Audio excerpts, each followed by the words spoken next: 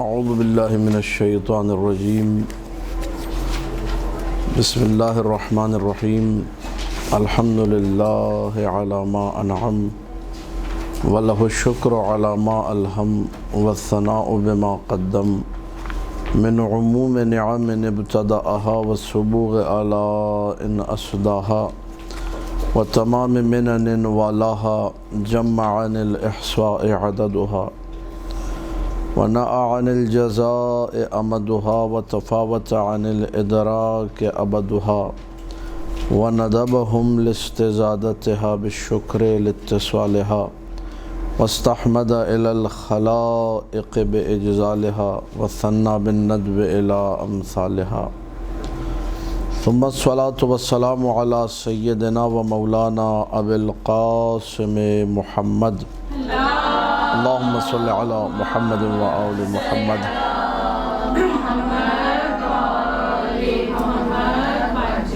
وآله الطيبين الطاهرين المعصومين المظلومين المنتجبين الأخيار ولعنة الله على أعدائهم الأشرار أما بعد فقال الله تبارك وتعالى في كتابه المبين بسم الله الرحمن الرحيم عبس وتولى أن جاءه الأعمى وما يدريك لعله يزكى أو يذكر فتنفعه الذكرى أما من استغنى فأنت له تصدى وما عليك ألا يزكى وأما من جاءك يسعى وهو يخشى فأنت عنه تلهى۔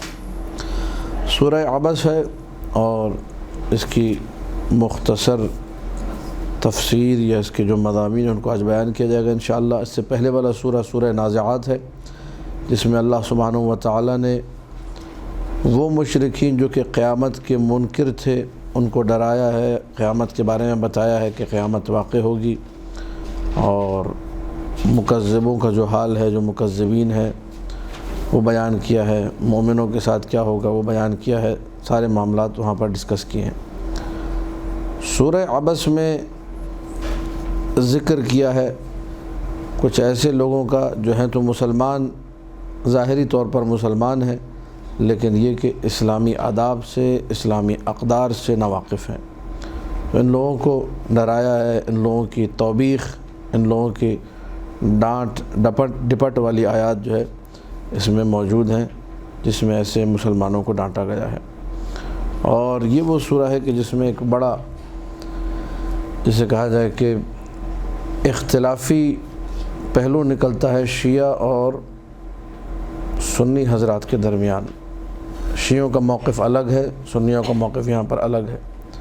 سنیوں کی تفاسیر آپ پڑھیں گی، عبس و تولی۔ عبس عربی زبان میں عبسہ کا معنی ہے آنکھوں کے پاس کی کھال اور پیشانی کی جو کھال ہے اس کو سکیڑ لینا، اس کو سمیٹ لینا، اس کو بھینچ لینا۔ جیسے کبھی آپ کو بدبو آئے، آپ کیسا چہرہ بناتی ہیں اپنا کر کے، عجیب و غریب سموہ دیکھ کے، عجیب، اسے کہتے ہیں عبس، عبوس۔ نفرت اور کراہت کے اظہار کرتے وقت آپ لوگ اپنے آنکھوں کے آس پاس کی کھال کو ذرا سکیڑ لیتے ہیں، بھینچ لیتے ہیں۔ پیشانی بھی سمٹنے لگتی ہے، وہ کھال جو ہے نا جب سمٹنا شروع ہو نفرت اور کراہت کے اظہار کے لیے تو کہا جاتا ہے عبسہ۔ مرد کے لیے عبسہ، عورت کے لیے عبست۔ عبسہ، اس نے ناراضی کا اظہار کیا، اپنے منہ کو جو ہے جسے کہا جائے چہرے کو بگاڑ لیا، اپنی پیشانی کی کھال کو جو ہے سکیڑ لیا، اپنی آنکھوں کو ایک نفرت کا اظہار کیا۔ وہ تولا، اور پیچھے ہٹ گیا۔ تولا، پیچھے ہٹنا۔ کیوں یہ صورتحال پیش آئی؟ کیوں جو ہے عبسہ اور کیوں تولا؟ عبسہ کا معنی واضح ہے بالکل۔ عبسہ یعنی چہرے کو ایسا بنانا کہ لگے کہ یہ کسی چیز سے نفرت اور کراہیت کا اظہار کر رہا ہے۔ کبھی کبھار کوئی بدبو آتی ہے، آپ کیسے منہ کر کے پیچھے ایک دم اپنا چہرہ پیچھے کرتی ہوں کر کے، یہ عبسہ ہے، یہ اندر سا منہ۔ وہ تولا، اور انسان بیک پہ بھی جاتا ہے، پیچھے تولا۔ عبسہ و تولا، چہرہ بنایا گندا سا، نفرت کا اظہار کیا اور بھاگ گیا پیچھے۔ یہ ہوا کیوں؟ ان جاءہ الاعمی، اس لیے کہ ایک نابینا وہاں آیا تھا۔ ایک نابینا، ایک اندھے کے آنے کی وجہ سے کسی شخص نے یہ کام کیا۔ کیا کام کیا؟ گندہ سے منہ بنایا اور پیچھے ہو لیا، سائڈ پہ ہو گیا، مثلا حقارت سے دیکھا۔ اصل معنی میں نے آپ کو بتا دیا، اب حقارت سے دیکھا جو بھی آپ کہیے وہ آگے لگا لیجئے، لیکن عبسہ کا اصلی معنی یہ ہے کہ منہ بنا کے گندہ سے پیچھے ہٹنا، جس میں وہ گندہ منہ بنانا جس میں نفرت کا، جیسے بعض اوقات گھر میں خواتین ایسا کھانا بناتی بندہ منہ میں رکھتا ہے کر کے پیچھے، یہ عبسہ وتولی ان جاءہ الاعمی، نابینا سامنے سے آ گیا۔ وما یدریک لعلہ یزکیٰ، اب یہاں پہ پوری توجہ چاہوں گا میں آپ لوگوں کی، جب آپ لوگ اہل سنت تفاسیر کا مراجعہ کریں گی تو وہاں لکھا ہوا ہے کہ نعوذ باللہ نستجیر باللہ نقل کفر نباشد، یہ آیت جو ہے رسول اکرم کے لیے نازل ہوئی ہے، نعوذ باللہ رسول اکرم۔ یہ میں آپ لوگوں کے سامنے جو ہے سنیوں کی کتابوں کا حوالہ جو کتاب میں دیا ہے میرے پاس، وہاں سے پڑھ رہا ہوں۔ ابن ام مکتوم رسول اللہ کے ایک مؤذن تھے، مؤذن نابینا تھے، اور رسول اللہ کے دو مؤذن تھے، ایک رات کے مؤذن ایک دن کے مؤذن۔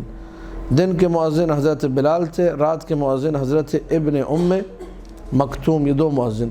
تو ابن ام مکتوم جب آئے تو رسول کے برابر میں قریش کے لوگ بیٹھے ہوئے تھے، ابو جہل، شیبہ ابن ربیعہ، عتبہ، عباس ابن عبد المطلب، ولید ابن مغیرہ وغیرہ وغیرہ، رسول ان کو اسلام کی دعوت دے رہے تھے۔ ایسے میں ابن ام مکتوم وارد ہوئے آئے، تو نعوذ باللہ یہ اہل سنت ہمارے جو ہے بھائیوں نے لکھا ہے کہ نبی نے ابن ام مکتوم اس اندھے مؤذن کو جب دیکھا تو نبی نے نعوذ باللہ منہ بنایا، نفرت کا اظہار کیا اور نبی سائڈ پر ہو گئے، یہ انہوں نے لکھا ہے۔ ہم لوگ یہ بات نہیں کرتا، جو سنیوں نے مزید آگے جو لکھا ہے وہ بھی جملہ آپ لوگ سماعت فرمائیے اور برداشت کیجئے کہ جب بھی ابن ام مکتوم کو دیکھتے تھے تو نبی اس کا احترام کرتے تھے، ابن ام مکتوم مؤذن کا، اور کہتے تھے سبحان اللہ، واہ واہ، وہ آ گیا کہ جس کے چکر میں مجھے ڈانٹ پڑی ہے۔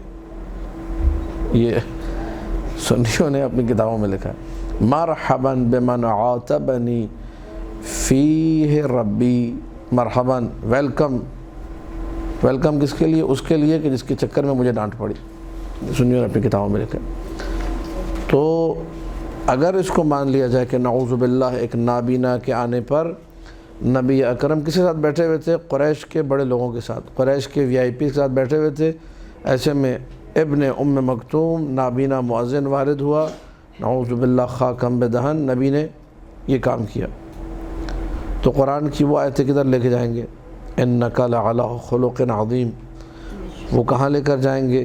نبی سے جب کوئی مصافحہ کرتا تھا، ہاتھ ملاتا تھا، جب تک سامنے والا اپنا ہاتھ خود سے نہ نکالے نبی نہیں چھوڑتے تھے، نبی کو کسی نے تھوکتے ہوئے نہیں دیکھا، کوئی ایسا عمل جس میں جو ہے حقارت ہو، جس میں جو ہے توہین ہو، جس میں ناپسندیدگی ہو، نبی سے کبھی کوئی ایسا عمل سرزد۔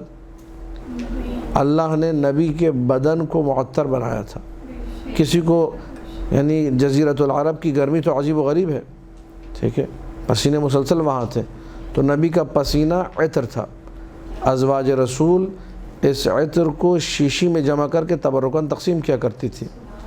تو وہ نبی جو اتنا مطہر ہے، اتنا پاکیزہ ہے کہ کسی بھی قسم کی کوئی ایسی چیز تکویناً اللہ نے جسم میں بھی سسٹم رکھا ہے۔ بعض اوقات ممکن ہے آپ کا اخلاق بہت اچھا ہو، بہترین اخلاق ہے، بہترین زبان، سب کچھ بہترین ہے، لیکن پسینے کی بدبو ایسی لوگ دور بھاگ گئے، اس پہ آپ کو اختیار نہیں ہے، ٹھیک ہے، وہ پسینہ جب آیا اس کی بدبو کی وجہ سے لوگ بھاگ گئے۔ اللہ نے نبی میں کوئی ایسی چیز، ہمارا عقیدہ ہے، کوئی ایسی چیز نہیں رکھی جس کی وجہ سے دور لوگ، اور اس کو آپ لوگ اس عقیدے کو محفوظ کیجئے، لکھیے، نوٹ کیجئے۔ یہ بھی ایک میں نے پہلے بھی عرض کیا تھا، کسی جو ہے بیوقوف نے جو ہے دعا کروائی تھی کہ اگر امام زمانہ کو بھی نعوذ باللہ کرونا ہو گیا تو امام زمانہ کی شفائی کے لیے دعا کروا رہا تھا کوئی بیوقوف وہیں بیٹھ کر۔ تو کرونا اگر پھیلنے والا مرض ہے، سب کو معلوم ہے، ہمارا عقیدہ یہ کہ ایسا کبھی بھی مرض امام زمانہ کو، کوئی ایسا مرض جس کی وجہ سے لوگ دور بھاگے، یعنی نعوذ باللہ اتنا بیوقوف ہے کہ امام زمانہ کو بھی آئسولیٹ کرا رہا ہے، امام زمانہ کو بھی سائڈ پہ کرا رہا ہے، نعوذ باللہ۔ اس کو نہیں معلوم کہ ہمارے عقیدے کے خلاف ہے، روح عقیدے کے۔ کبھی بھی معصوم کو، کبھی بھی نبی کو، کبھی بھی امام کو کوئی ایسا مرض نہیں ہو سکتا، کوئی ایسی بیماری نہیں ہو سکتی جو پھیلنے والی ہو جس کی وجہ سے لوگ دور بھاگیں، بولے دور بھاگو۔ امام وہ ہستی ہے، ساری کائنات تڑپتی ہے امام کے لیے، دور کبھی نہیں بھاگ سکتی، ٹھیک۔ تو اب اگر نعوذ باللہ نبی سے ایسا عمل سرزد ہوا کہ جو عمل آپ اگر سنیں، فرض کیجئے میں میرے بارے میں سنیں یا میں آپ کے بارے میں سنوں کہ کوئی اندھا آیا تھا، آج کے دور میں نبی اور معصوم کو ہم لوگ ابھی بات ہی نہیں کرتے، ڈسکس ہی نہیں کرتے ابھی. ایک لمحے کے لیے میں اپنی اور آپ کی بات کرتا ہوں کہ اگر مجھے آپ کے بارے میں پتہ چلے یا آپ کو میرے بارے میں پتہ چلے کہ مولانا صاحب مثلا فلاں جگہ مجلس پڑھے تھے اور فلاں جگہ درس دے رہے تھے، وہاں لوگوں سے ملاقات کرتے ہوئے اچانک ایک نابینا آ گیا تو مولانا صاحب نے گندا سموہ بنا، پیچھے ہٹ گئے، آپ کو کیسا لگے گا؟ کوئی بھی اس کو اپریشیٹ، کوئی بھی اس کی جو ہے تحسین، کوئی بھی اس کی جو ہے اس کو داد نہیں دے گا کہ بہت اچھا عمل کیا، سب اس کی غیر اخلاقی عمل ہے. تو وہ نبی جو کہ خلق عظیم کا مالک ہے، وہ نبی جو کہ اسوہ حسنہ رکھتا ہے، وہ نبی جس کے بارے میں قرآن میں واضح طور پہ موجود ہے کہ نبی نرم دل ہیں. اگر نبی سخت دل ہوتے تو قریش کے سارے بدماش بھاگ جاتے. بدتمیز ترین لوگوں کو، بے تربیت ترین لوگوں کو نبی نے سدھارا ہے. جو عرب کے بدترین لوگ تھے ان کو نبی نے بہترین بنایا. یہ نبی کا کمال تھا، یہ خود نبی کا ایک معجزہ تھا. تو ایسے اس میں جو ہے نا یہ والی آیت انہوں نے کہا اپنی کتابوں میں لکھ دیا اور آج تک لکھا ہوا موجود ہے کہ کس کے بارے میں نازل ہوئی ہے؟ یہ نعوذ باللہ نبی کے بارے میں نازل ہوئی ہے. ٹھیک، اس کے بعد پھر میں باقی پورشن بھی پڑھوں گا، لیکن ہمارا عقیدہ یہ ہے کہ یہ نبی اکرم کے بارے میں نازل نہیں ہوئی. ابن ام مکتوم اعمیٰ تھے، یہ بات ٹھیک ہے. اعمیٰ کون ہے؟ نابینا. ابن ام، یہ شیعہ سنی سب نے لکھا، یہ بات مسلم ہے.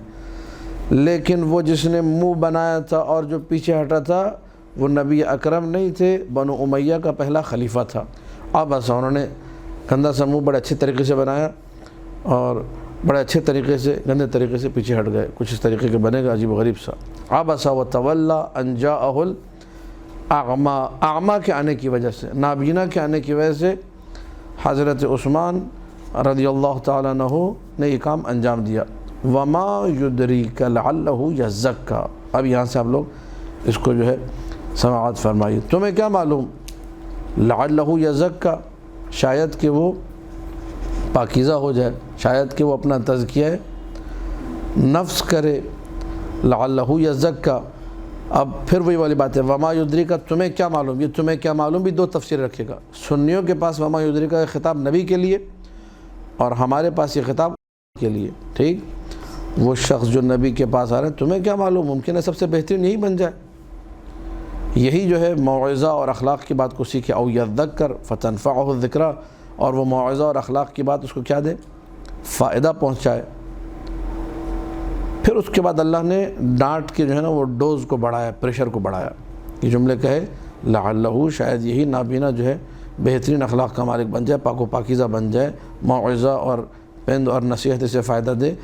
اما من استغنا فانت لہ تصدی، وہ جو پیسے والا ہے، وہ جو مال والا ہے، وہ جو بے نیاز ہے، فانت، اے عثمان، تم لہ تصدی، چہرہ اس کی طرف کرتے ہو، اس کی طرف دیکھ رہے ہو. وما علیک اللہ یزکیٰ، خدا محفوظ رکھے، ہماری عاقبت اچھی کرے بھائی. وما علیک اللہ یزکیٰ، تمہیں کوئی ٹینشن ہی نہیں، پرواہ نہیں ہے. وہ ٹھیک ہوتا ہے، وہ ٹھیک نہیں ہوتا.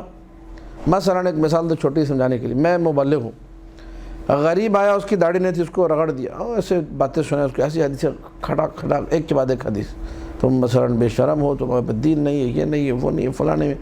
اس کی داڑھی کٹی تو اس کو پورا 1 گھنٹے کا درس دے دیا. امیر آیا، داڑھی کٹا، اس کے لیے کوئی درس نہیں. کہا کیسے ہیں آپ، خیریت سے، اللہ آپ کی توفیقات میں اضافہ کرے، فلاں ڈھمکا، بڑے پیار محبت سے بات ہو رہی ہے. یہ جو ہے نا یہ دینداری نہیں ہے. یہ عالم دین ایسا دیندار، یعنی غریب اگر داڑھی کٹ رہا ہے تو اس کا بیڑا غرق ہے، اور اگر امیر داڑھی کٹ رہا ہے تو ٹینشن ہی نہیں ہے. اس سے مثلا مجھے خمس مل رہا ہے تو اس لیے مثلا اس کی داڑھی کی بات نہیں کروں گا میں.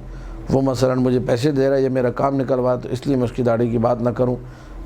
اگر یہاں نہیں کر رہے تو کم سے کم ایک پلڑا برابر رکھو، غریب کے ساتھ بھی ہلکا ہاتھ رکھو. ٹھیک ہے، یہ کون سا طریقہ ہے کہ غریب بیچارے کو مسل کے رکھ دیا اور امیر کا جو ہے احترام ہو رہا ہے، جبکہ فعل دونوں کا ایک ہی ہے. اس کو سمجھانے کا طریقہ الگ، اس کو سمجھانے کا طریقہ الگ. اور یہ حدیث میں ہے. یہ ہم لوگ بعض اوقات یہ حرکتیں ہم لوگ بھی کرتے ہیں، خدا ہمیں بچائے، اس لیے میں بار بار اپنے لیے کہہ رہا ہوں کہ خدا ہماری عاقبت اچھی کرے. من سلم علی الغنی خلاف سلامہ علی الفقیر لقی اللہ یوم القیامت وہو غضبان علیہ.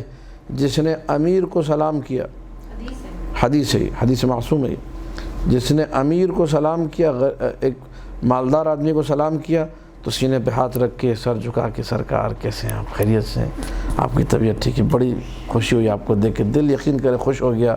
مولا آپ کو آباد رکھے. اور غریب کو سلام کیا, السلام علیکم, اس طرح کر کے سلام کیا سائڈ پہ. تو قیامت کے دن جب یہ خدا سے ملے گا تو اللہ سبحانہ و تعالیٰ اس پر غضبناک ہوگا. ایک عمل 5 سیکنڈ کا سلام, ایک سلام 5 سیکنڈ کا غریب کو کیا اور 15 سیکنڈ کا امیر کو ذرا سینے پہ ہاتھ رکھ کے ذرا گرم جوشی سے ہاتھ اس کا دبا کے لگ رہا تھا چھوڑنے کا ارادہ نہیں, قبر میں لے کے جانا ہے اس ہاتھ کو. ٹھیک ہے, یہ 2 سلام کے جو اسٹائل ہیں مختلف, یہ کیا کرتے ہیں, یہ خدا کو غضبناک کرتے ہیں. اور خدا غضبناک رہتا ہے قیامت کے دن تک غضبناک, وہاں بھی خدا اس پہ کیا ہوگا, بڑا سخت. اسی لیے میں کہہ رہا ہوں خدا ہماری عاقبت اچھی کرے, یہ ہم لوگ بہت بدماش ہو گئے ہم لوگ. وما علیک ولا تبا اللہ یزکا, تمہیں کوئی ٹینشن ہی نہیں ہے وہ تزکیہ کرے یا نہ کرے. امیر ہے نا, مستغنی ہے. اما من استغنا فانت له تصدی, تم اسی کی طرف دیکھ رہے ہو, ساری تمہاری توجہ کنسنٹریشن اسی کی طرف ہے. آپ سنائیے آپ کیسے ہیں, خیریت سے. وہ تزکیہ اور تبلیغ کا اثر ہوگا نہیں ہوگا, تزکیہ نفس کرے گا نہیں کرے گا, داڑھی رکھے گا نہیں رکھے گا, مثال عرض کی خالی سمجھانے کے لیے. ما علیکا یعنی نو ٹینشن, کوئی تمہیں پرواہ نہیں ہے. وَأَمَّا مَنْ جَاءَكَ يَسْعَى وَهُوَ يَخْشَى, لیکن وہ جو تمہارے پاس دوڑتا ہوا ہے کہ میں دین سیکھ لوں, میں جو نا اچھی بات سیکھ لوں, میں حلال و حرام سیکھ لوں, اور اس کے دل میں خدا کا خوف بھی ہے. وَهُوَ يَخْشَى, لیکن صرف بیچارہ کیا تھا, امیر نہیں تھا, غریب تھا. فَأَنْتَ عَنْهُ تَلَهَا, بعد میں آنا ٹائم لے کر آیا کرو. اس طرح کیسے آگے بھی, کس نے کہا تھا آنے کو؟ امیر ٹائم لیے بغیر آیا, حاضر خدمت, اب جب آیا آپ کا اپنا گھر ہے. غریب آیا تو بولا کس نے کہا تھا آنے کو, چلو بھائی واپس ہو, بھگا دیا اس کو. فَأَنْتَ عَنْهُ تَلَغَا, تم اس سے منہ موڑ دیتے ہو, اس کو لفٹ ہی نہیں کرا, تو اس سے بات کرنے کو تیار نہیں ہو. فون کر کے آنا, فون کرتے تو کہتا ابھی میرے پاس ٹائم نہیں, کل آنا, پرسوں آنا. کلا, یہ طریقہ ٹھیک, امیروں کے سامنے جو نا بالکل جو نا بھیگی بلی بن گئے, اور غریبوں کے سامنے شیر ببر بن گئے. لعنت ہو ایسی تبلیغ پر, اگر کوئی ایسی تبلیغ کر رہا ہے تو یہ تبلیغ نہیں ہے, یہ دین کے خلاف ہے. یہ واضح ہے بالکل. یہ آپ لوگوں نے سماعت فرمایا کہ یہ طریقہ بس اوقات ہم لوگوں میں بھی آ جاتا ہے, جو دین کے نام پر دین کے ٹھیکیدار بن کے معاشرے میں گھوم رہے ہوتے ہیں نا, یہ بعض لوگ یہی حرکتیں کرتے ہیں اور زہر سے زیادہ بدتر لگتے ہیں لوگ. اما من استغنا فانت له تصدی وما علیک اللہ یزکا واما من جاءک یسعی وهو یخشی فانت عنہ تلہا. کلا, نہ اس سے منہ موڑو جو غریب ہے, ٹھیک ہے, نہ یہ کہ تم امیر کے سامنے بچھے جاؤ, اس سے کچھ نہ کہو, اس کو بھی وہی تبلیغ کرو, اس کو بھی فیض. دونوں طرف تمہارا جو ہے مزاج ٹھیک نہیں ہے, دین والا مزاج نہیں ہے. دین کا مزاج یہ کہ انسان جو ہے اچھے طریقے سے, امیر ہو یا غریب, ہم یہ بھی نہیں کہہ رہے کہ آپ امیر کے سامنے بدتمیزی شروع کر دیں اور غریب سے پیار محبت سے, یہ بھی نہیں کہا. بعض لوگ شاید اس کا معنی الٹا سمجھیں, یہ بھی نہیں ہے. آپ قرآنی جو روش ہے, اللہ نے موسیٰ و ہارون کو فرعون کے پاس بھیجا. قولا لہو قولا, اے موسیٰ اور ہارون فرعون سے جا کے کیا کہنا, نرمی سے بات کرنا. تو کیا ہماری قوم فرعون سے ہی بدتر ہے؟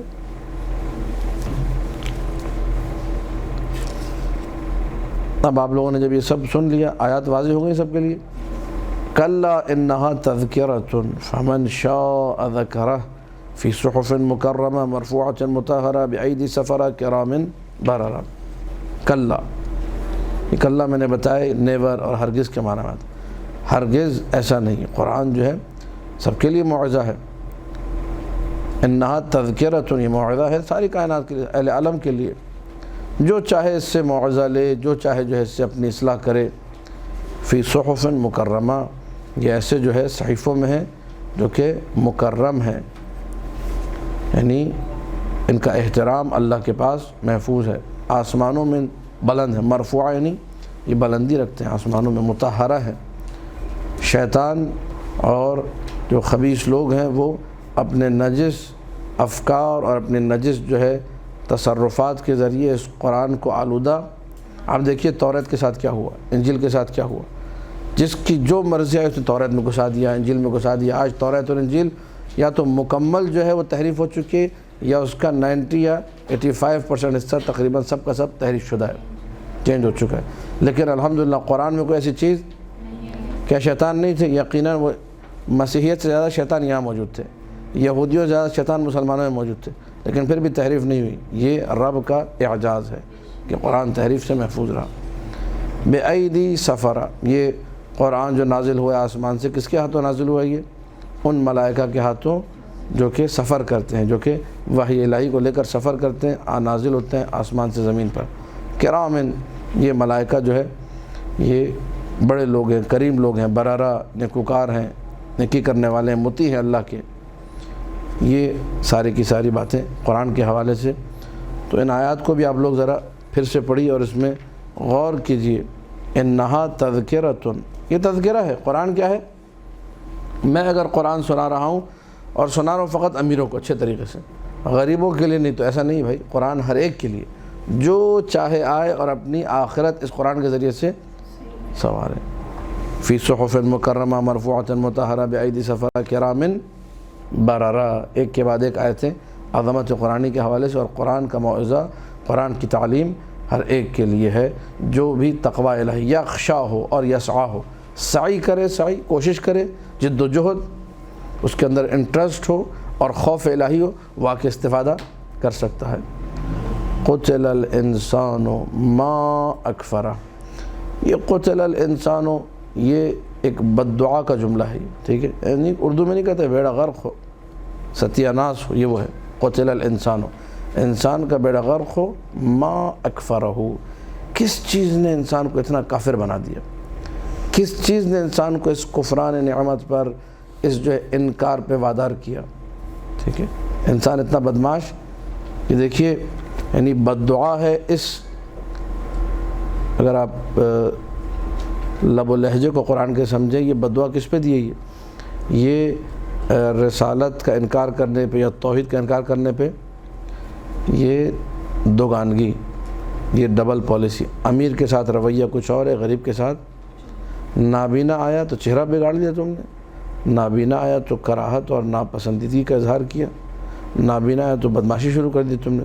تم ہو کیا؟ تم حیثیت کیا ہے تمہاری؟ کیا اسٹیٹس ہے تمہارا؟ وہی جو سورہ علق میں بھی ہم نے پڑھا تھا، اللہ نے تمہیں گندے پانی سے ایک نطفے کی پیداوار ہو، تم ایک نجس پانی سے جو ہے خلق کیا. وہی آیتیں دوبارہ یہاں پہ ریپیٹ ہو رہی ہیں. یہ انسان بیڑا غرق ہو، اس انسان کا یہ کفر پہ اترا ہوا ہے. من ای شیء خلقہ، اللہ نے اس کو کسی سے خلق کیا؟ من نطفۃ، ایک نطفے سے، ایک گندے پانی کی پیداوار. خلقہ فقدرہ، خلق کیا، فقدرہ، بہترین بنا دیا. ہاتھ پاؤں بہترین، جسم بہترین، سر بہترین، دھڑ بہترین، سارے اعضاء و جوارح، تمام اندام اس کے اعلیٰ، زبردست، بہترین استفادہ کر رہے. ثم السبیل یسرہ. اب یہ ثم السبیل یسرہ کے دو معنی مفسرین نے کیے. کچھ لوگوں نے لکھا ہے پھر اس کے بعد اس کے لیے راستے کو آسان بنایا، مطلب اسے خیر و شر جس طرح ہے الہمہا فجورہا و تقواہا، وہ والا معنی کیا. اور بعض نے کہا ثم السبیل یسرہ شکم مادر میں تھا، رحم مادر کو کھول دیا.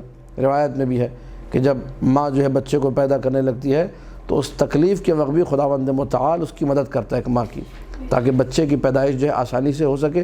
یہ خواتین آپ لوگ جو اس کو بہتر طریقے سے سمجھ سکتی ہیں. ثم السبیل یسرہ یعنی شکم مادر سے پیدا ہونے والے بچے کے لیے اس نے آسانی پیدا کی. ثم اماتہ فاقبرہ، پھر جو ہے اسے اللہ نے زندگی وغیرہ دینے کے بعد ایک مرحلہ ہوا ہے کہ موت دی اور قبر میں اتار دیا. ثم اذا شاء انشرہ، پھر جب وہ چاہے دوبارہ قبر سے اٹھائے گا، دوبارہ قبر سے نکالے گا.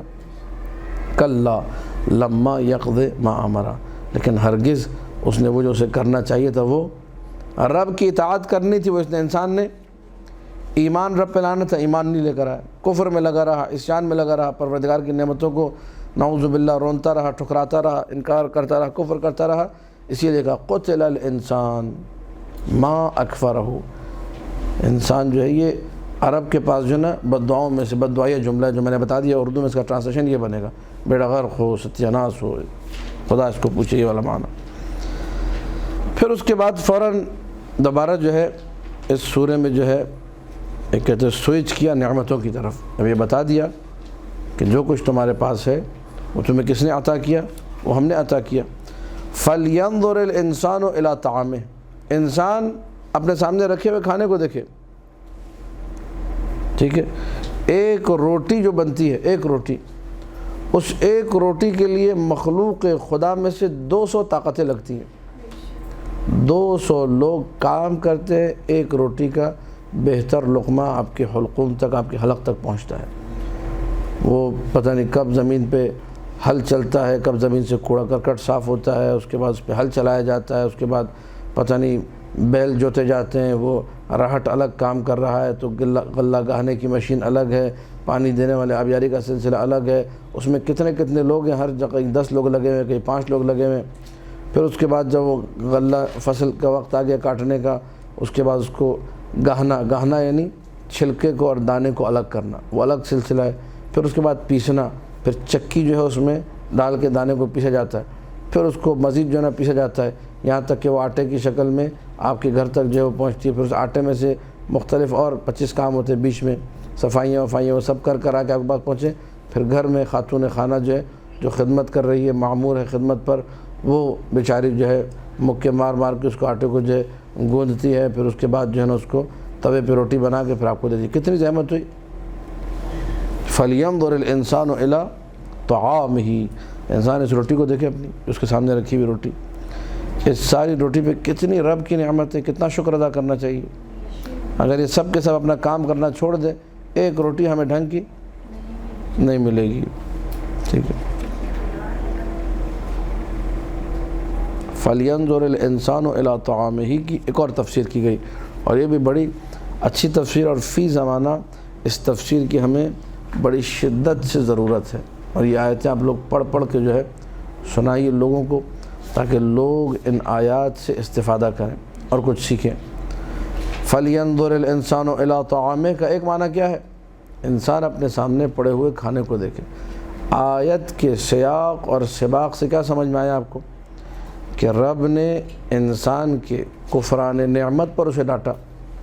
قُتِلَ الْإِنسَانُ مَا أَكْفَرَهُ، بیڑا غرق ایسے انسان کے یہ کس بات پہ کفر کر رہا ہے، کس بات پہ نعمتوں کا انکار کر رہا ہے، کس بات پہ اتنا تکبر کر رہا ہے، کس بات پہ اترا رہا ہے، اترائیے اس کے اترانے کی کوئی وجہ؟ یہ نابینا سے اپنے آپ کو افضل کیسے سمجھ رہا ہے؟ نابینا کا خالق بھی وہ ہے، بینا کا خالق بھی وہ ہے، اس میں تکبر کس بات کا ہے؟ اس کے بعد فَلْيَنْظُرِ الْإِنسَانُ إِلَىٰ طَعَامِهِ، نعمتوں کی طرف متوجہ کرا ہے۔ یہ جو تمہارے دسترخوان پہ روٹی ہے کس نے دی ہے تمہیں؟ ہم نے دی ہے۔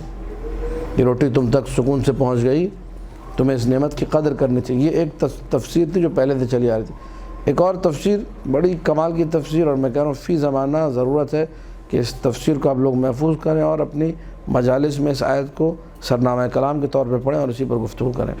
فَلْيَنْظُرِ الْإِنسَانُ إِلَىٰ طَعَامِهِ، امام باقر علیہ السلام سے اللہم صلی علی محمد و آل محمد۔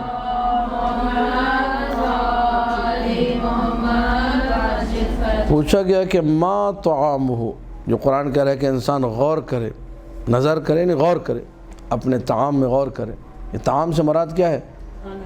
قال علمہ الذی یأخذہ عمن یأخذہ، کھانا نہیں ہے محترمہ، وہ علم مراد ہے۔ علم کس سے لے رہا ہے؟ اس علم کو طعام کہا گیا ہے۔ توجہ، جس طرح طعام جو ہے، کھانا آپ نے کھایا، کھانا کیا کرتا ہے؟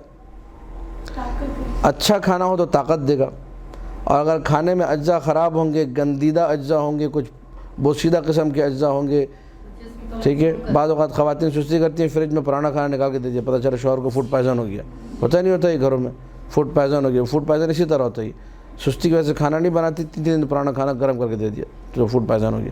یہ جو فوڈ پائزن ہوا یہ کیوں ہوا؟ یہ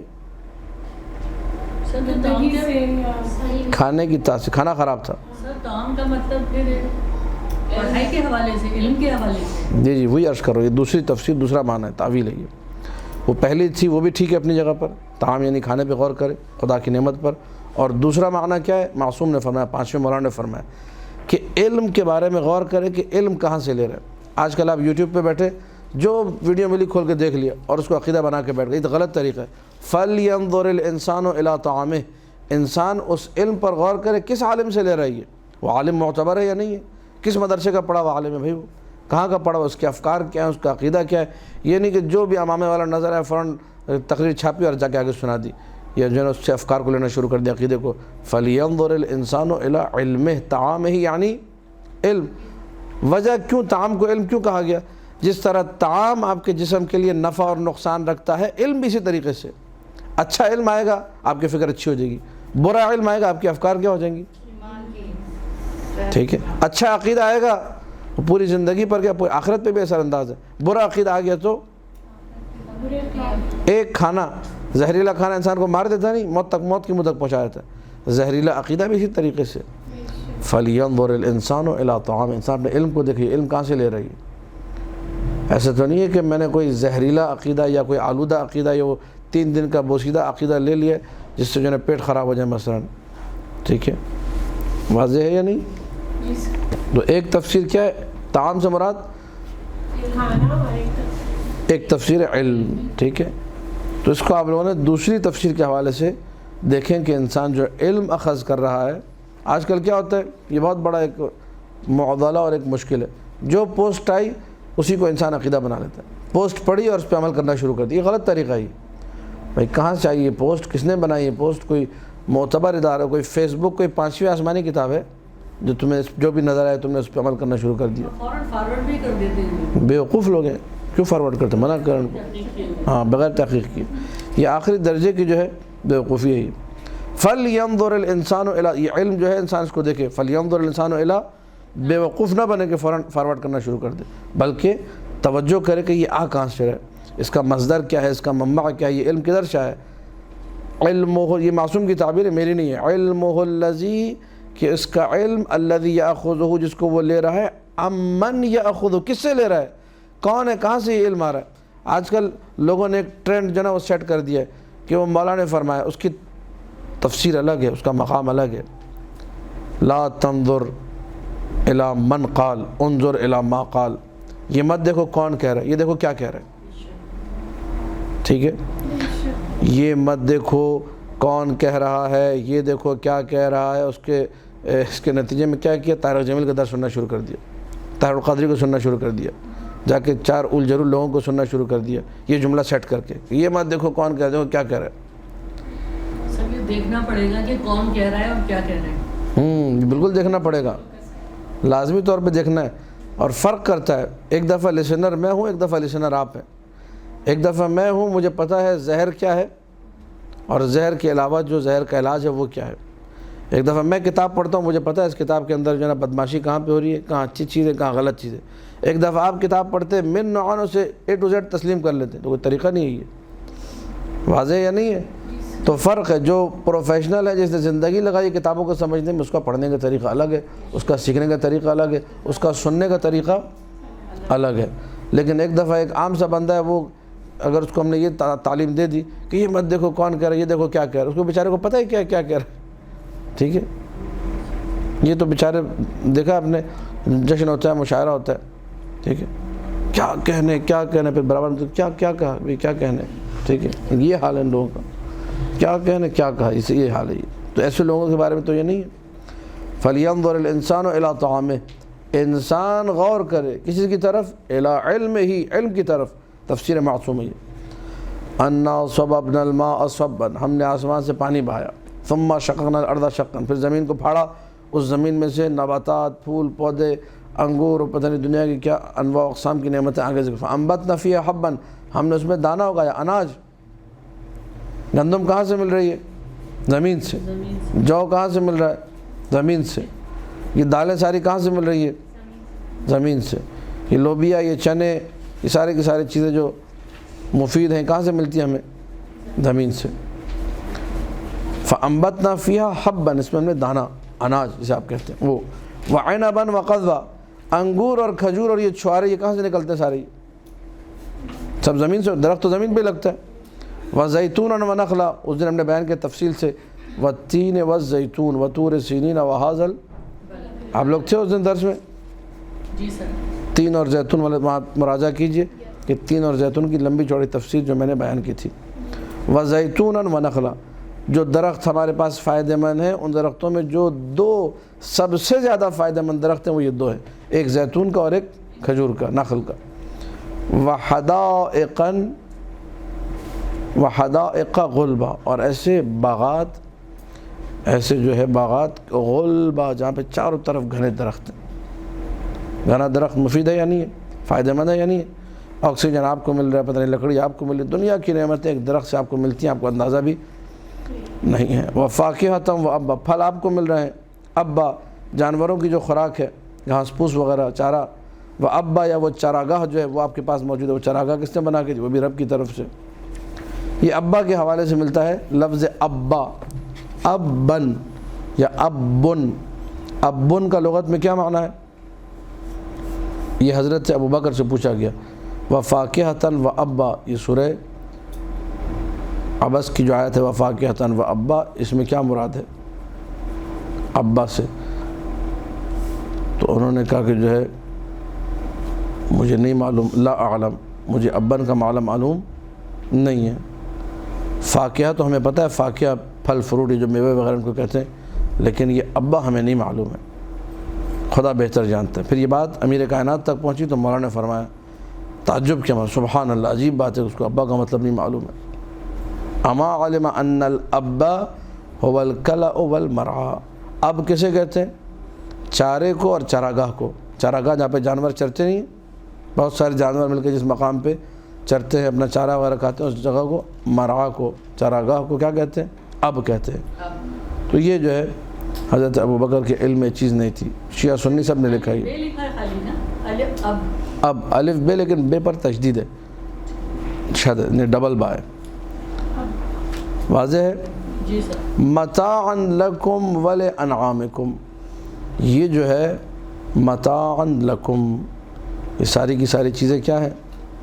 تمہارے لیے منفعت کا باعث ہے، تمہارے لیے تم اس سے فائدہ اٹھاؤ۔ لکم ولانعامکم، اور تمہارے جانوروں کے لیے بھی۔ چارہ کون دے رہا ہے؟ وہ بھی اللہ دے رہا ہے، جانوروں کا چارہ۔ جانوروں کی خوراک بھی وہ فراہم کرتا ہے، ہماری خوراک بھی۔ جتنی مخلوقات خدا ہیں سب کو کیا مل رہا ہے؟ وہ مشہور و معروف واقعہ ہے کہ ایک دن حضرت سلیمان نبی نے چاہا کہ میں ساری کائنات کی دعوت کروں، تو کہا کہ میں پورے جو زمین جتنے لوگ ہیں سب کی دعوت کرنا چاہتا ہوں کہ ہر بندہ کھائے۔ تو انہوں نے پتہ نہیں کتنا سال لگا کے پہاڑ جتنا جو ہے نا اناج اور گندم اور چاول وغیرہ سب جمع کیا۔ تو اللہ نے کہا میں اپنا پہلا مہمان جو اپنی طرف سے بھیج رہا ہوں۔ وہ ایک مچھلی دریا سے نکلی، پورا پہاڑ لے گئے اپنے اندر اور غائب، ایک 2-3 سال کی محنت، پورا پہاڑ مچھلی کھا کے چلی گئی، ٹھیک ہے۔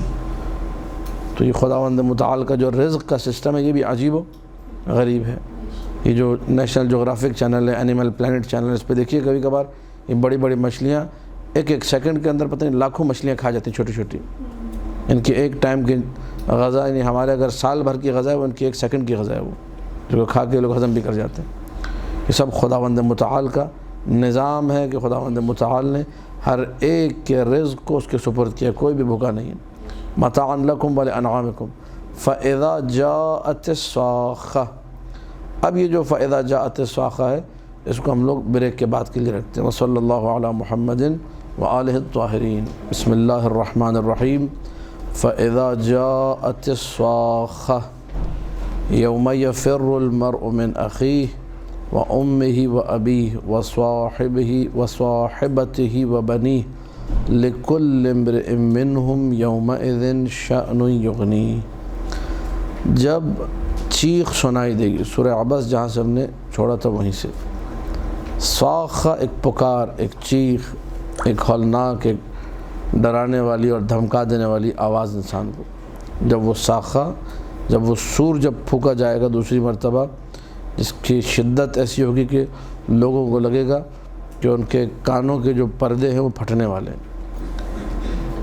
یا یہ کہ جو ہے نا انہیں لگے گا کہ ہمارا سینہ جو ہے نا وہ ایسا ہے کہ اب دل جو ہے نا باہر آنے والا ہے، اس پکار، اس جو ہے چیخ اور اس سور کے بعد۔ فاذا جاءت الصاخہ، یہاں پر اس صاخہ سے مراد کیا ہے؟ یہ وہ والا سور نہیں ہے جو قیامت کے بارے میں کہا جاتا ہے کہ جو قیامت آئے گی، تو یہ دوسرا سور ہے۔ ایک پہلا سور ہے جو قیامت کی آمد کی نشاندہی کرے گا، ایک یہ پہلا سور۔ دوسرا سور وہ ہے جو قبروں سے اٹھنے کے بعد ہے، یہ اس سور کی بات ہو رہی ہے۔ فاذا جاءت الصاخہ، یہ نمبر 2 ہے، یہ جس میں مردہ قبروں سے نکل کے زندہ ہوں گے، اس سور کی بات ہو رہی ہے۔ وہاں کیا ہوگا؟ یوم یفر المرء من اخیہ، انسان اپنے بھائی سے بھاگ رہا ہوگا۔ دنیا میں اگر دیکھیں تو ایک بھائی کو بھائی سے کتنی محبت ہوتی ہے، شدید محبت ہوتی ہے، بھائی میرا سگا بھائی ہے، وَأُمِّهِ وَأَبِيهِ، ماں باپ سے انسان ماں کو چھوڑ کے بھاگ رہا ہوگا، اپنے باپ کو چھوڑ کے، وہ ماں جو مہربان تھی، وہ ماں جو کہ ہر وقت خیال رکھتی تھی، ہر وقت پوچھتی تھی، وہ باپ جو کہ مہربان تھا، وہ باپ جس نے زندگی بھر خیال رکھا۔ انسان اپنی ماں سے فرار کر رہا ہوگا، اپنے باپ سے۔ یہ یوم الحشر کے حالات کو بیان کیا جا رہا ہے۔ وَصَاحِبَتِهِ وَبَنِيهِ، وہ بیوی جو صاحبہ تھی یعنی انیسہ تھی، جس سے پیار کرتا تھا، جس سے محبت کرتا تھا، وہ بیوی نہیں کہ جس سے نفرت تھی، جس کو طلاق دیتی نہیں، صاحبت ہی، وہ جس سے محبت تھی، جس کے ساتھ زندگی کے اچھے دن گزارے تو اس سے بھی فرار کر رہا ہوگا۔ وہ بیویاں جن سے انسان دنیا میں فرار کرتے ظاہر اس کی بات نہیں ہو رہی ہے، وہ جو زندگی میں جس سے محبت تھی، عشق تھا، اس بیوی کی بات ہو رہی ہے، وہاں اس سے بھی بھاگ رہا ہوگا۔ وَبَنِيهِ، بچوں سے، جن بچوں کو پالا پوسا، جن بچوں کی ساری جو نا بدماشیاں بھی برداشت کرنے کو تیار، تو کوئی میرے بچوں کو کچھ نہ کہے۔ ایک خاندانوں میں لڑائیاں ہو رہی ہیں آج کل بچوں کی وجہ سے، ٹھیک ہے، بہن سگی بہن سے لڑی پڑی بچوں کی وجہ سے، بھائی بھائی سے لڑ رہا ہے بچوں کے چکر میں۔ ان بچوں کے لیے، جن بچوں کے لیے انسان ساری کائنات سے لڑ گیا، وہاں انہی بچوں کو چھوڑ کے بھاگ رہا ہوگا۔ لِكُلِّ امْرِئٍ مِّنْهُمْ يَوْمَئِذٍ شَأْنٌ يُغْنِيهِ، وجہ کیا ہے؟ وجہ یہ کہ ہر انسان اس نفسہ نفسی کے عالم میں ہوگا، ہر ایک کو صرف اپنی نجات کی فکر ہوگی۔ بہت بڑا پیغام، بہت ہی بڑا میسیج ہے۔ کیا میسیج ہے؟ آخرت بنتی ہے دنیا سے، الدنیا مزرعۃ الآخرہ، دنیا جو ہے وہ آخرت کے لیے کھیتی ہے۔ کل تم کس طریقے سے بھاگ رہے ہو، حشر کے دن اللہ نے قرآن میں بتایا، اس کو کوئی جھٹلا بھی نہیں سکتا ہے کہ نعوذ باللہ یہ جھوٹا ہوگا، نہیں، یہ سچ ہے، یہ عین حقیقت ہے۔ یہ وہ تبلیغ نہیں ہے، یہ وہ جو ہے نا کسی مولوی صاحب کا درس نہیں جو مفروضوں پر اپنی طرف سے بنایا ہوا پھینکا ہوا درس نہیں ہے، یہ قرآن ہے۔ انسان اپنے بھائی کو چھوڑ کے بھاگ رہا ہوگا، انسان ماں باپ کو چھوڑ کے بھاگ رہا ہوگا، انسان بیوی بچوں کو چھوڑ کے کیوں بھاگ رہا ہے؟ بیوی بچوں کو چھوڑ کے لِكُلِّ امْرِئٍ مِّنْهُمْ يَوْمَئِذٍ شَأْنٌ يُغْنِيهِ، ہر ایک اپنے مبتلا ہوگا، میں بچ جاؤں، میں جہنم میں نہ جاؤں۔ جس طریقے سے تمہیں وہاں اپنی فکر ہوگی، یہاں بھی اگر اپنی فکر کر لو تو کئی لڑائی جھگڑے بچ جائیں گے، ختم ہو جائیں گے۔ یہاں اپنے بچوں کے چکر میں کیوں آ رہے ہیں؟ یہاں اپنی بیوی کے، یہ ساس بہو پہ میرا خیال درس سے پورا یہاں پہ القائم میں دیا ہے، ساس بہو کے اختلافات کے اوپر سنیے گا آپ لوگ بیٹھ کے، لیکن اس کا ایک بنیادی عنصر یہی ہے، اگر ساس سمجھ جائے، بہو بھی اس بات کو سمجھ جائے، اور شوہر بھی سمجھ جائے، سب سمجھ جائے، گھر کے جتنے افراد ہیں جو ایک جوائنٹ فیملی سسٹم میں رہ رہے ہیں، کہ کیا کرنا ہے ہم نے، وہاں بھاگ رہے ہیں، وہاں اپنی نجات کی فکر ہوگی۔ یہاں یہ چغلیاں، اس کو لگا، ادھر بجھا، ادھر گرا، ادھر، یہاں کیوں کر رہے کام؟ اس کو دھوکہ دے رہے ہم لوگ۔ کیوں اس قدر جو ہے ہم لوگ اپنی آخرت سے اس دنیا میں بے خبر ہو جاتے ہیں؟ جب آخرت ہوگی تو وہاں تو صرف نجات کی فکر ہوگی، میں بچ جاؤں۔ ماں کو نہیں دیکھے گا انسان، باپ کو نہیں دیکھے گا، بیوی کو نہیں دیکھے گا، بچوں کو نہیں دیکھے گا، سگے بھائی بہنوں کو بھول جائے گا، ماں باپ کو بھول گیا، بھائی بہنوں کو بھول گیا، بیوی بچوں کو بھول گیا۔ کیوں بھول گئے بھائی؟ کیونکہ مجھے اپنی نجات کی فکر ہے۔ جیسے تمہیں وہاں اپنی نجات کی فکر تھی، سب کو بھول گئے، تو اپنی نجات کی خاطر یہاں بھی سب کو بھول جاؤ۔ یہ اگر کر لو تمہاری آخرت سنور جائے گی، ٹھیک ہے۔ میں دوسروں کے بچوں پہ ظلم کروں اپنے بچوں کی خاطر، میرے بچوں کو کوئی کچھ نہ کہے، ٹھیک ہے، اور اپنے بچوں کو اوپر لانے کے لیے دوسروں کے بچوں کی تذلیل ہوتا ہی نہیں ہوتا معاشرے میں۔ دوسرے کے بچوں کو ذلیل کر رہے ہیں میرے بچوں پر، میرا بچہ نکما ہی کیوں نہ ہو۔ وہ کہتے ہیں ہر ماں اپنے بچے کو شکیل یعنی خوبصورت شکل والا اور عقیل عقل مند سمجھتی ہے، جتنا بڑا بدھو کہتے ہیں سب سے عقل مند یہی ہے، کمال کا بچہ یہ صحیح ہے، جیسی بھی شکل ہو اس ماں کو تو پیارا لگتا ہے۔ لیکن مقام تربیت میں انسان کو تھوڑا سا اپنی عقل کو بیدار کرنا ہوگا کہ ہر مقام پہ یہ نہیں چلے گا کہ بس میرا بچہ میں میرا بچہ نہیں، تھوڑا سا اپنی آخرت کے بارے میں سوچو۔ جس آخرت میں تم اسی بچے کو چھوڑ کے بھاگو گی، جس آخرت میں تم اپنے ماں باپ کو چھوڑ کے بھاگ جاؤ گی، جس آخرت میں تم اپنے بھائی بہن کو چھوڑ کے بھاگ جاؤ گی، اپنے شوہر کو چھوڑ کے بھاگ جاؤ گی، ذرا تھوڑا سا اسی آخرت کے بارے میں یہاں بھی سوچ لو، یہاں بھی اعمال ویسے کرو کہ وہاں تمہیں پھر نجات کے بارے میں اس طریقے سے پریشان ہونا نہ پڑے۔ یہ قیامت کے احوال ہے، یہ بڑا عجیب و غریب اس میں ضمیر کو جھنجھوڑنے والا میسیج جو ہے وہ موجود ہے۔ یوم یفر المرء من اخیہ، انسان اس بھائی سے جس سے انتہائی مانوس تھا، بھائی جان بھیا کہہ کے پکارتا تھا، اسے بھاگ رہا ہوگا۔ ممن میں ہی اپنی ماں سے بھاگ رہا ہوگا، باپ سے بھاگ رہا ہوگا، بیوی سے بھاگ رہا ہوگا، بچوں سے بھاگ رہا ہوگا۔ لِكُلِّ امْرِئٍ مِّنْهُمْ يَوْمَئِذٍ شَأْنٌ يُغْنِيهِ، ان میں سے ہر ایک جتنا ایسا نہیں ہے کہ انسان، میں مثال کے طور پر اپنی ماں سے بھاگ رہا ہوں تو ماں جو ہے نا مثال کے طور پر انتظار کرے گی میرا بچہ مجھے آگے سینے سے لگ جائے، ماں خود بھی بھاگ رہی ہوگی، ہر ایک مشغول ہوگا اپنی فکر میں، توجہ ہو رہی نہیں ہو رہی؟ لِكُلِّ امْرِئٍ مِّنْهُمْ، یہ منہم سب کی طرف لوٹ رہی ضمیر، یہ جو پروناؤن ہے ہم سب کے لیے، سارے کے سارے، ماں باپ بھائی بہن یار دوست سب۔ یومئذ شأن یغنی، میں اگر ماں سے بھاگ رہا ہوں تو ماں بھی بچے سے بھاگ رہی ہوگی، میں اگر بھائی سے بھاگ رہا ہوں تو بھائی بھی مجھ سے بھاگ رہا ہوگا، میں اگر باپ سے بھاگ رہا ہوں تو باپ کو بھی بیٹوں کی فکر، ہر بندہ اپنی فکر میں ہوگا میں بچ جاؤں۔ تو یہاں کیوں اپنی فکر، یہاں کیوں آخرت کو برباد کرتے ہو خواہشات نفسانی کی خاطر، یہاں اس بات کو کیوں بھلا بیٹھتے ہو کہ کل کو یہ ہونے والا ہے، کل کو کسی کی فکر نہیں ہوگی، صرف اپنی نجات کی فکر ہوگی، وہی نجات کی فکر جو تمہیں وہاں ہے جس کی وجہ سے تم نے ماں باپ کو چھوڑ دیا، آج یہاں بھی وہی نجات کی فکر کرو۔ بیوی اگر غلط کر رہی ہے، حرام کر رہی ہے، خوشبو لگا کے نامحرم کے سامنے جا رہی ہے، بے پردگی کر رہی ہے، یہاں بھی روکو، نہی عن المنکر تو کرو، کم سے کم اپنا فرضہ تو پورا کرو۔ کیوں چپ ہو گئے؟ اس لیے کہ بیوی کی محبت میں گرفتار ہو، خواہش نفس، آخرت سے کوئی تعلق نہیں ہے۔ بیوی چپ ہے، شوہر حرام کر رہا ہے، بدماشیاں کر رہا ہے، چونکہ بیوی کو وہ لا کے دے رہا ہے پیسہ، بیوی کی ہر جائز و ناجائز خواہش کو پورا کر رہا ہے، بیوی نہی عن المنکر نہیں کر رہی، بیوی چپ ہو گئی۔ یہاں بھی تھوڑا سا اپنی آخرت کے بارے میں سوچو کہ جس طرح وہاں تم شوہر کو چھوڑ کے بھاگو گی، یہاں بھی۔ اسی لیے وہ کسی نے سوال کیا آیت اللہ سیستانی سے، یہ سننے والا سوال اور جواب ہے کہ قبلہ میرا شوہر، مجھے یورپ کی بات ہے یہ، مجھ سے کہتا ہے کہ تم اسکرٹ وغیرہ پہنو اور مختلف پارٹیز میں میرے ساتھ میرے چلو، اور دوستوں کے سامنے تم بھی نظر آؤ، ان کی بیوی آتی تم بھی آؤ، میری بیوی بھی آنی چاہیے، اور مجھ سے کہتا ہے تم حجاب وغیرہ اتار دو، بال وغیرہ کھول کے ویل ڈریسڈ ہو کے ذرا اچھے شوق و چنچل کپڑے پہن کے، جو وہاں کا لباس ہے وہ پہن کے چلو، تو میں کیا کروں؟ تو آیت اللہ صاحب نے جواب لکھا کہ آپ فوراً طلاق لے لیں، ایسے انسان کے ساتھ رہنے کی ضرورت۔ بھاڑ میں گیا اب وہ قاعدہ کہ جی گھر بساؤ، کون سا گھر بسانا بھائی؟ اصل گھر بستا دین سے، جب دین نہیں ہے تو پھر کوئی گھر بھی نہیں بسے گا، واضح ہے یا نہیں ہے؟ کہ آپ طلاق لیں، حجاب کی رعایت کیا ہے؟ آج آپ کسی کراچی شہر میں کتنی بے وقوف خواتین ہیں جنہوں نے اپنا پردہ اتار دیا صرف اس لیے کہ گھر بسا رہے، ان کا گھر واللہ العلی العظیم کبھی بھی نہیں بس سکتا۔ جو شوہر کے کہنے پر، جو ساس کے کہنے پر حرام کام کرتی ہیں صرف اس لیے کہ میرا گھر خراب نہ ہو، پھر تمہارا گھر تو ویسے ہی خراب ہے حرام کام کر کے، بدماشیاں کرنے کے بعد کون سے جو ہے گھر بچے گا؟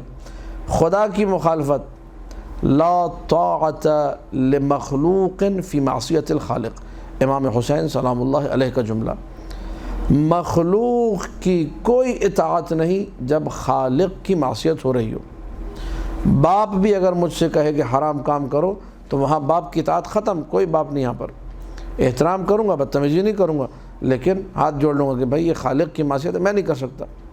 یہاں پہ اب باپ کی اطاعت واجب، بیوی پر شوہر کی اطاعت واجب ہے دو چیزوں میں، ایک بنا اجازت کے گھر سے باہر نہ نکلے، اور دوسرا تمکین میں ازدواجی زندگی کے حوالے سے۔ اس کے علاوہ اگر وہ نعوذ باللہ حرام کام کرنے کو کہہ رہا ہے، بے پردہ ہونے کو کہہ رہا ہے، تو بیوی پر کسی بھی قسم کی اطاعت واجب۔ آج یہاں پہ سوچو، یہاں پہ جس طرح وہاں کل بھاگ رہے ہوں گے، یہاں بھی آج بھاگو، حرام سے بھاگو، آخرت بچاؤ اپنی۔ یہ بہت اہم میسیج ہے، تھوڑا سا انسان اس کو اپنی زندگی میں اگر اپلائی کریں تو بڑی چیز سامنے کھل کے آ جائیں گی۔ یوم یفر المرء، اسی کے ذیل میں کچھ روایتیں ہیں، عجیب و غریب قسم کی روایتیں، شیعہ سنی سب نے نقل کی ہیں کہ نبی کی ایک زوجہ حضرت سودا نے پوچھا، بعض سنیوں نے نقل کیا کہ حضرت عائشہ نے پوچھا کہ لوگ جو ہے کس طریقے سے محشور ہوں گے، میدان حشر میں کیسے آئیں گے؟ تو کہا حفاۃ و عورات، حفاۃ حافی کہتے ہیں ننگے پاؤں، حفاۃ ننگے پاؤں ہوں گے، و عورات اور برہنہ ہوں گے، بدن پر لباس نہیں ہوگا، اس عالم میں آئیں گے۔ تو اس نے کہا کہ ہائے رے میں ماری گئی، کیا ہم سب اس طرح ایک دوسرے کو دیکھ رہے ہوں گے؟ میں بھی برہنہ، سامنے دوسرے نامحرم مرد بھی برہنہ، سب ایک دوسرے کو دیکھیں گے؟ تو نبی اکرم نے فرمایا کہ وہاں وہ نفسا نفسی کا عالم ہوگا کہ کسی کو دوسرے کو دیکھنے کی فرصت، یہ آپ کر لیجئے فارمولہ، کہ وہ کیا کر رہا ہے. ہمارے یہاں عورتوں میں پورے محلے کی خبر ہوتی، نہیں ہوتی تو اپنی خبر نہیں ہوتی. ٹھیک ہے، فتو خالہ کیا کر رہی ہے، پپو خالہ کیا کر رہی ہے، چمو خالہ، ممو خالہ، چمو، پورا علاقہ یاد ہے ان کو. ٹھیک ہے، لیکن میں کیا کر رہی ہوں، میری کیا شرعی ذمہ داری تھی، میں نے کس طرح شوہر کو ناراض کیا، میں نے کس طرح اپنے خاندان والوں کو ناراض کیا، میں نے کچھ نہیں کیا، اس کی کوئی فکر کر لیں گے. ابھی ٹینشن نہیں ہے، کوئی کون سا بھی سر پہ آئی ہوئی ہے. یہ صورتحال ہے. ٹھیک، وہی برائیاں اکثر خواتین میں دیکھیں گے آپ، وہی برائیاں جو دوسروں کی وہ بیان کر رہی ہوتی ہیں، وہ بے درجہ عتم بڑھ چڑھ کے ان میں اپنے اندر موجود ہوتی ہیں، لیکن ان کو نظر ان کے بارے میں وہی شعر ہے جو اردو کی پہلی کتاب میں 100 سال پہلے لکھا گیا تھا. اوروں کی بری بات تو بھاتی نہیں تم کو، پر اپنی برائی نظر. یہ ان کا حال ہے. دوسروں کو دیکھ رہے ہیں، اپنے آپ کو دیکھنے کو تیار نہیں ہے. تو قیامت کا دن عجیب و غریب دن ہے. یوم حشر عجیب و غریب، برہنہ ہوگا انسان حدیث کے مطابق، شیعہ سنی دونوں نے نقل کیے. ننگے پاؤں ہوگا، برہنہ ہوگا، لیکن دوسرے کو دیکھنے کی فرصت. آج میں اور آپ اسی عالم کو سوچیں کہ یہ بھی ایک عالم حشر، کیونکہ تیاری وہی کی ہے. ٹھیک ہے، لگ جائیں اپنی حفاظت میں کہ میں اپنے آپ کو حرام سے بچا لوں، میں اپنی جنت تیار کر لوں، میں اپنی جہنم کو ختم کر دوں، بجھا دوں، اس آگ کو بجھا دوں جو میرے لیے بھڑک رہی ہے، میں اس آگ میں نہ جاؤں، کہیں میں جلنے نہ پاؤں. اگر وہی صورتحال ہم نے یہاں بنا لی تو ہمارے آخرت کے معاملات جو ہے انتہائی آسان ہو جائیں گے. وجوہ یومئذ مسفرہ، کچھ چہرے ایسے ہوں گے جو وہاں پر درخشاں ہوں گے، نور نکل رہا ہوگا. ضاحکۃ، وہ ہنس رہے ہوں گے. ایک یہ ہے کہ ادھر بھاگ رہے ادھر بھاگ رہے. ٹھیک ہے، ماں کو بچے کی فکر نہیں، بچے کو ماں کی فکر نہیں، بھائی کو بھائی کی فکر نہیں. اور ایک کچھ لوگ ایسے بھی ہوں گے جو چہرے ایسے ہوں گے نور ٹپک رہا ہوگا، نور بہہ رہا ہوگا، فرحان، خوشحال، ہنسی ہوگی چہرے پہ، مسکراہٹ ہوگی. مستبشرہ، اور یہ خوشخبری کو ڈھونڈ رہے ہوں گے. فرشتہ کہنے خوشخبری دیں گے. ابشروا بالجنہ، تمہیں جنت کی خوشخبری ہو، جنت تمہیں مبارک ہو. وہ جنت جس کا وعدہ کیا گیا تھا وہ تمہارا انتظار کر رہی ہے. ووجوہ، اور دوسری طرف کچھ چہرے ہوں گے یومئذ علیہا غبر، اسی حشر کے دن دو چہرے. قرآن نے بتایا حشر کے میدان میں دو قسم کے چہرے. ایک چہرہ خوشحال ہے، درخشان ہے، اور فرشتوں کی خوشخبری کا منتظر ہے کہ آ رہے بس خوشخبری لے کر چلو بھائی جنت میں. اور دوسرا چہرے پہ جو ہے مٹی پڑی ہوگی، غبار، ترحقها قطرہ، اور اس کے اوپر پھٹکار برسی ہوگی، کالا ہٹ، بالکل ایک سیاہی جسے کہتے ہیں وہ چہرے پر ہوگی. اولئک هم الکفرۃ الفجرہ، یہ وہ لوگ ہیں جو دنیا میں کافر تھے اور اللہ اور رسول کے منکر تھے، اعمال میں فاجر تھے، گناہگار تھے، عصیان کار لوگ تھے، لوگ معصیت کرتے تھے، بدمعاش قسم کے لوگ تھے. تو اس سورے نے ہمارے سامنے بہت ساری چیزوں کو کھولا، خاص کر کے آخرت کے حوالے سے جو بھی ہم نے پیراگراف پڑھا اس میں ہمارے سامنے یہ چیزیں آئیں کہ انسان کو جس طریقے سے وہاں ہیں یہاں بھی ہونا چاہیے، اپنی نجات کے بارے میں سوچنا چاہیے. وہاں بھاگ رہا ہے، یہاں بھی بھاگے، حرام سے بھاگے، رشتہ داروں سے نہ، حرام سے بھاگے. میں تمہاری خاطر حرام نہیں کروں گا، میں شوہر کی خاطر حرام نہیں کروں گا، شوہر کریں، میں بیوی کی خاطر حرام نہیں کروں گا، بچے کہیں ماں باپ کی خاطر حرام نہیں کریں گے، ماں باپ کہیں بچوں کی خاطر حرام. ایک بچے کو بچانے کے لیے ماں 40 جھوٹ بولتی ہے، باپ 40 جھوٹ بولتا ہے کہ ہمارا بچہ بچ جائے، خواہ مخواہ کا جھوٹ. بچہ بھی دیکھتا ہے میرے لیے جھوٹ بول رہا ہے، اس کا مطلب جھوٹ بولنا بڑی اچھی بات ہے، وہ بھی جھوٹ بولنا شروع کرتا ہے. پورا معاشرہ آپ کا دیکھیے کس قدر جھوٹ بولا جا رہا ہے، بات بات پہ جھوٹ ہے. ٹھیک ہے، ہر بندہ جھوٹ بول رہا ہے، بنا کسی مقصد کے، بنا کسی فائدے کے جھوٹ بول رہا ہے. 8 بجے آئے کہتے ہیں 8:15 بجے آیا ہوں، 8:15 آئے تو کہتے ہیں مثلا 8 بجے آیا ہوں. 15 منٹ کا ہر بندہ جھوٹ بول رہا ہے. 8:15 آئے کہتے 8:30 مثلا 15 منٹ کا جھوٹ. ٹھیک ہے، ہیلو السلام علیکم، کہاں پہنچے؟ بھائی یہ گھر کے پاس ہوں، ابھی گھر سے نکلا ہے، کہتا ہے پہنچ گیا، میں 5 منٹ میں آ گیا. سولجر بازار سے نکلا آنند چولی مثلا، بابا پہنچ گیا 5 منٹ میں آ گیا. آدھے گھنٹے کا رستہ ہے، 25 منٹ کا جھوٹ. یہ ہوتا نہیں ہوتا، یہ عرف عام ہو گیا. یہ عرف عام پہ لعنت ہے جس میں جھوٹ ہے. یہ عرف عام نہیں ہے، یہ دین کے خلاف ہے. سامنے والے کو ذلیل کر رہا ہے، وہ دوسروں کو پھر جھوٹ بولتا ہے. ہم 5 منٹ میں پہنچ رہے ہیں، سب انتظار کر رہے ہیں آپ کا. ایک جو ہے نا تماشا لگا ہوا ہے، اور 5 منٹ میں آ رہے ہیں، 5 منٹ میں آ رہے ہیں. یہ عیب ہے، یہ بدماشی ہے. یہ چھوٹے چھوٹے انسان جھوٹ بولتا ہے، پھر یہی جھوٹ پوری زندگی تباہ ہو برباد کر دیتے ہیں. بیوی پھر جھوٹ بولتی ہے شوہر سے، کیونکہ بچپن سے جھوٹ سنا ہے نا، جھوٹ بولا ہے. بیوی شوہر سے جھوٹ بولتی ہے، آخر میں کسی بات پہ خطرناک لڑائی اور پھڈا ہوتا ہے.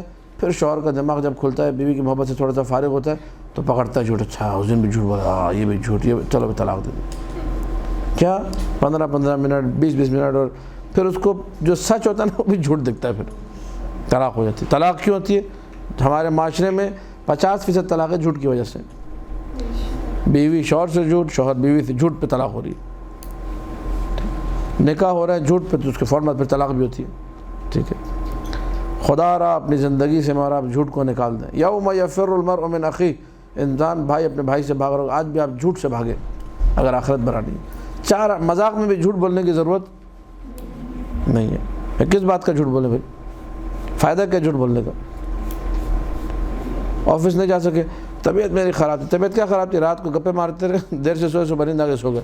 آفس میں میری طبیعت بہت خراب ہے، بس سر میں درد ہو رہا ہے شدید۔ اللہ کے بندے تم ٹائم پہ سوتے تو ٹائم پہ اٹھتے، تمہاری طبیعت خراب نہیں ہوتی، سر میں درد نہیں ہوتا، جھوٹ۔ لیو چاہیے مجھے، جھوٹ۔